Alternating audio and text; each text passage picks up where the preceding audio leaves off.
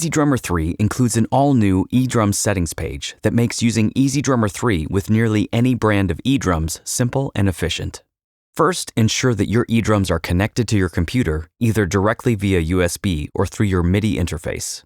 Once connected, the Midi device should appear in the top left corner, but if it doesn't, click the refresh button to scan for the device and then click the checkbox. With your device selected, choose a preset that corresponds to your brand of eDrums. This will change the Midi mapping inside of EZdrummer 3 to match the Midi mapping that is output by your eDrum module. For most users, this will be the end of the setup, and once the preset is selected, EZdrummer 3 will be ready to use with your eDrums. However, some additional customizations may be desired, such as mapping, velocity curves, or hi-hat pedal response. Midi mapping can be changed by clicking the mapping button to the left of the interface. Here you can type in a custom value if you know the note number that you want to assign, or you can simply click the Learn button and strike the desired pad. Velocity curves transform the incoming Midi velocity to a different value based on a custom curve that you have drawn in the velocity curve graph.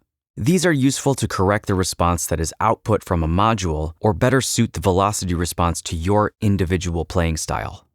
Each instrument in the kit can have its own unique velocity curve. For example, if you find that your snare drum is triggering loud hits even though you're physically striking the snare softly, you could adjust the velocity curve like this so that high incoming velocities result in lower output velocities from EZdrummer 3. Or vice versa, if it seems that you're physically hitting the eDrums hard, but the sound from EZdrummer 3 is not a hard enough velocity, then you can draw the inverse of this curve so that low incoming velocities result in a higher output velocity from EZdrummer 3.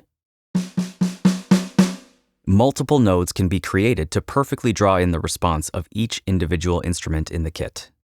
And you can remove a node by right-clicking it.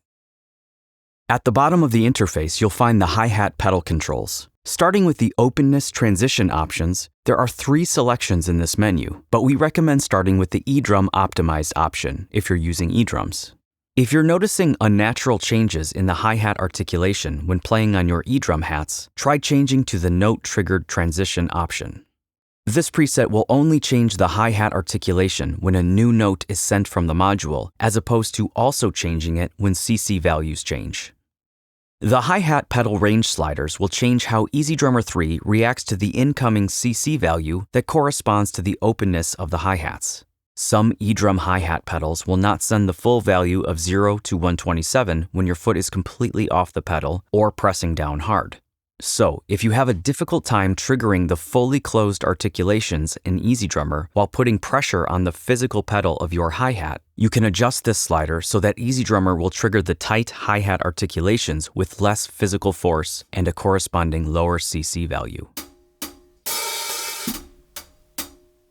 And the same is true for the max open articulations. If your foot is completely off the hi-hat pedal and the articulation is not fully open in EZdrummer, you can adjust this slider to trigger these articulations with the value that is currently being sent from your pedal. Last, the foot splash sensitivity control changes EZdrummer 3's sensitivity to triggering a foot splash articulation. This is the articulation that would be generated by quickly pressing down on the pedal and then releasing your foot. If you want more sensitivity, turn the knob up and turn it down for less sensitivity. Finally, once you've dialed in all of the perfect settings for your eDrum kit, you can save it as a custom eDrum preset at the bottom of the preset menu. This preset will then be available in EZdrummer 3 no matter what library is selected.